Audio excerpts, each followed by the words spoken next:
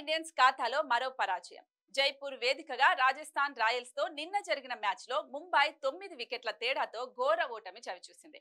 ఈ సీజన్ లో ఇప్పటి వరకు 8 మ్యాచ్లు ఆడిన ముంబై కేవలం 3 విజయాలతో పాయింట్ల పట్టికలో 7వ స్థానంలో కొనసాగుతోంది. కెప్టెన్సీ మార్పు, కొత్త ఆటగాళ్ల రాక జట్టును ప్రభావితం చేయలేకపోయింది. తొలుత బ్యాటింగ్ చేసిన ముంబై ఇండియన్స్ నిర్ణీత 20 ఓవర్లలో 9 వికెట్లు కోల్పోయి 179 పరుగులు చేసింది. అనంతరం రాజస్థాన్ రాయల్స్ 18.4 ఓవర్లలో ఒక్క వికెట్ కోల్పోయి లక్ష్యాన్ని సునాయాసంగా ఛేదించింది. ఈ మ్యాచ్ లో ముంబై ఇండియన్స్ కెప్టెన్ హార్దిక్ పాండ్యా ప్రదర్శన గురించి టీమిండియా మాజీ క్రికెటర్ ఇర్ఫాన్ పఠాన్ ట్వీట్ చేశాడు. హార్దిక్ హిట్టింగ్ సామర్థ్యం తగ్గిపోయిందని అన్నాడు. ఇది ముంబై ఫ్రాంచైజ్ తో పాటు భారత క్రికెట్ కు ఆందోళన కలిగించే అంశమని చెప్పాడు. మరో నెల రోజుల్లో ప్రారంభం కానున్న T20 వరల్డ్ కప్ ను దృష్టిలో పెట్టుకుని ఇర్ఫాన్ పేర్కొన్నాడు. హార్దిక్ పాండ్యా హిట్టింగ్ సామర్థ్యం తగ్గిపోయింది. ఇది తీవ్ర ఆందోళన కలిగించే విషయం.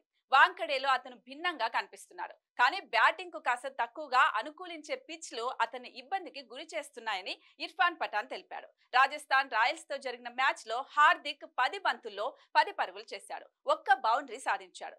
IPL 2024లో హార్దిక్ కెప్టెన్ గా ఆల్రౌండర్ గా అంచనాలు అందుకోలేకపోతున్నాడు. గత 5 మ్యాచ్ల్లో వరుసగా 10, 10, 2, 21, 39 పరుగులు చేశాడు. బౌలింగ్ లోనూ నిరాశపరిచాడు. ధారాళంగా పరుగులు సమర్పించి 3 వికెట్లు పడగొట్టాడు.